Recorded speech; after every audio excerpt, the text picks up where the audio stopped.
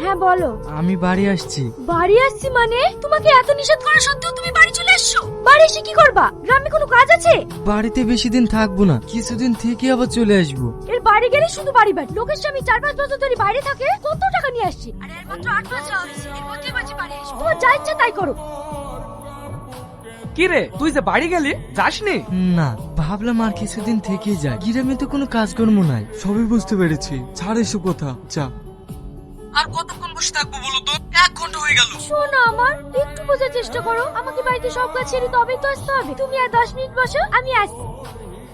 কি রে, ওর আবার কি হলো? আর বলিসনি, এই দেখ পাকাম করে ফেলেছে। দেখে কাজ করতে পারিসনি?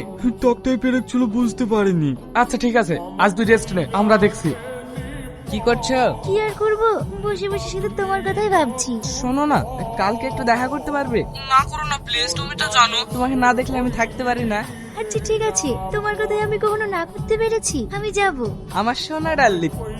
আপনি যে ব্যক্তিকে কল করেন শোনো না, ওই মিনছি ফোন করছে, একটু ধরো। হ্যাঁ হ্যালো, এই এত ব্যস্ত, কার সঙ্গে কথা বলছিলা? মা ফোন করেছিল, তোমার কথাই বলছিল।